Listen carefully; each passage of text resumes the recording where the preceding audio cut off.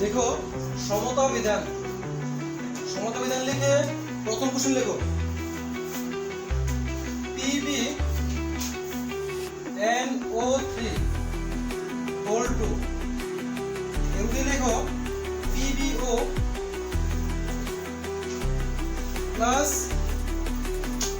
NO2 plus O2।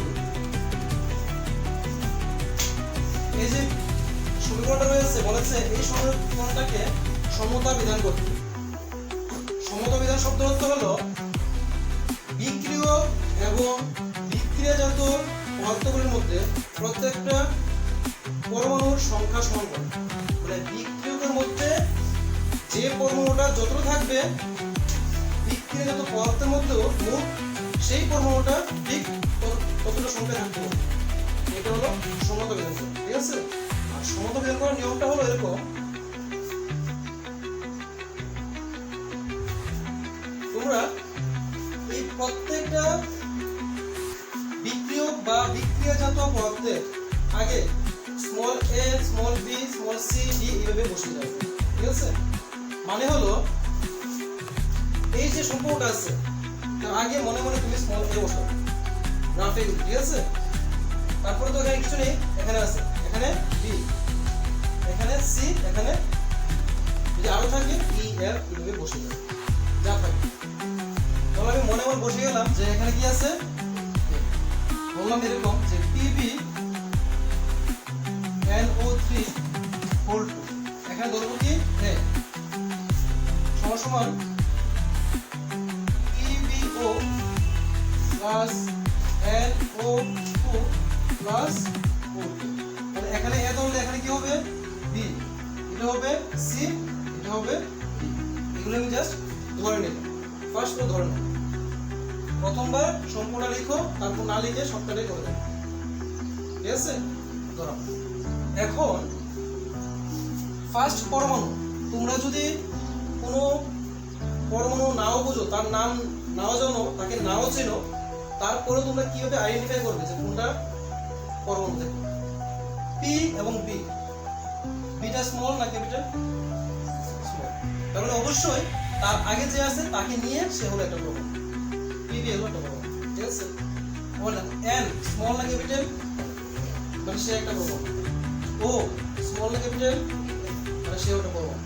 এইভাবে তুমি তাদেরকে নাম জানো বা না জানো, যেগুলি ক্যাপিটাল লেটারে থাকবে তারা হলো এক একটা পরমাণু, এবং ক্যাপিটাল সাথে যদি স্মল থাকে তাহলে ক্যাপিটাল আর স্মলটা মিলে একটা, ঠিক আছে? তো ফার্স্ট দেখো, ফার্স্ট কি আছে পিবি নে, পিবি পিবি এর জন্য পিবি এর জন্য আবার বলছি প্রথম লিখে করাচ্ছি, তারপরে কিন্তু লিখে করাবো না, কিন্তু শর্ট করে নেব, ঠিক আছে? পিবি এর জন্য তুমি দেখো পিবি কয়টা আছে এখানে? একটা আছে। পিবি একটা আছে কার মধ্যে? এর মধ্যে। তাহলে এ দেখো, দেখো আর কোথাও পিবি আছে না? দেখো তো এখানে কি আছে? এটা ইকুয়াল টু আছে, ইকুয়াল টু পিবি আছে না এখানে? কয়টা আছে এখানে?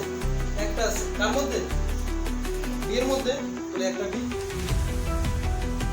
দেখো এটা বুঝতে গেলে প্রথম পরমাণু কক্ষ। নেক্সট পিবি পরে কি আছে? এন। এর কয়টা আছে এখানে? একটা। হোল ব্র্যাকেটে 2 লেখা আছে, মানে কয়টা আছে? দুইটা আছে। এন আছে কয়টা? দুইটা। কার মধ্যে আছে? এর মধ্যে তো।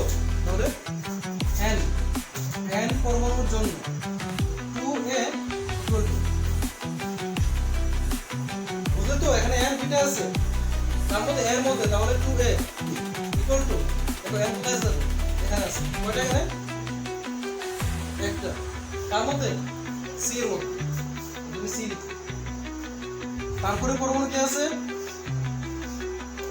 ও, ও পরমাণুর জন্য ও কয়টা আছে এখানে? তিনটা। হোল ব্র্যাকেট দিয়ে থাকে মানে কি, মানে ইনটু করে দাও, মানে 3 টু 7 6। ও কয়টা আছে? 6টা। কার মধ্যে আছে?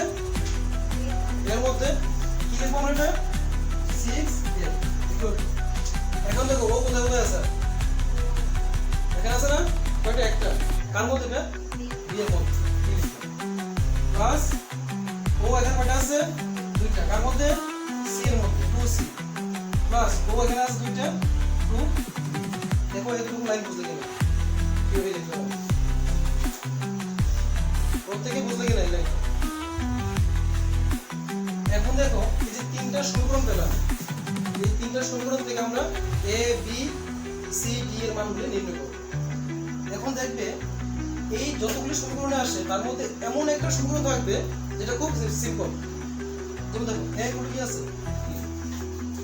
এখানে যদি আমি যে কোনো একটা অ্যালফাবেটের মান ধরে নেই আরেকটা অ্যালফাবেটের মান খুব ইজিলি বের হয়ে আসবে সাপোজ আমি যদি b ইকুয়াল টু 1 লিখি এ কত হবে না এইভাবে যে সমীকরণটা সবথেকে ইজি হবে ওইটার মধ্যে যে কোনো একটা অ্যালফাবেটের মান তোমরা 1 ধরে নেবে তাহলে কাকে ধরবো আমরা এখান থেকে b কে ধরি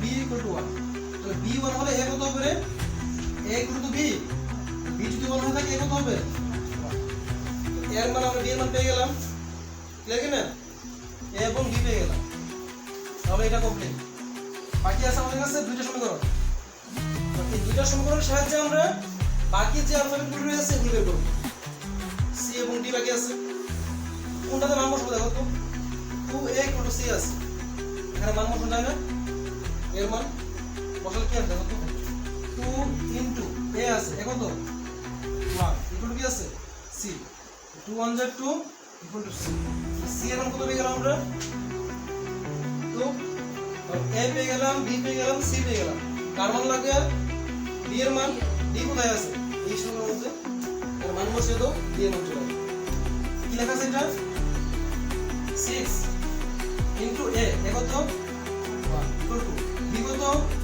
1 2 ইনটু c c কত এখানে 2 প্লাস কি আছে 2 6 1 * 6 1 এ 1 লিখলাম 2 2 * 4 plus 2d 6 * 2 1 plus 4 হয় 5 5 plus 2d 6 minus 5 equal to 2d 6 থেকে 5 চলে গেলে 1 equal to 2d d এর মতো আসলো না d কত হবে 1 by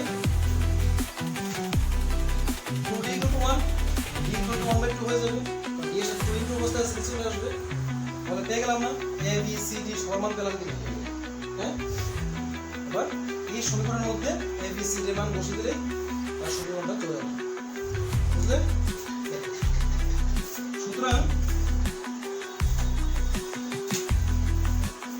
সমীকরণ রাশি সমীকরণ লিখতে পারো বা সমতা বিধানের রূপটি লিখতে পারো ঠিক আছে সুতরাং লেখো সমতা বিধান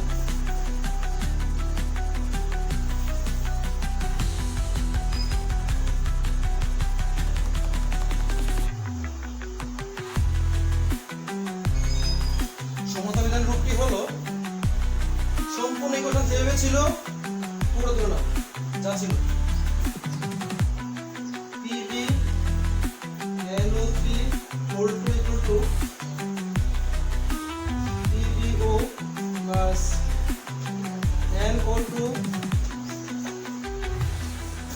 plus O2 পুরো ইকুয়েশন তুললাম এখন দেখো a এর মান b এর মান c এর মান বসিয়ে দেব a কত 1 লেখা দরকার নেই b কত b 1 লেখা দরকার নেই c কত 2 c লিখব d কত 1 by বলো তো এতটুকুই সমতা বিধান রূপটি হয়ে যাওয়ার কথা ছিল কিন্তু যদি ভগ্নাংশে কেউ থাকে ভগ্নাংশের নিচে যত থাকবে ওইটা দিয়ে সম্পূর্ণ ইকুয়েশনটাকে আমরা ইনটু করব ভগ্নাংশে কি আছে এটা 2 আছে 2 দিয়ে সবটাকে ইনটু করব নিচে বা 2 দিয়ে ইনটু কত আসবে এখানে 2 pb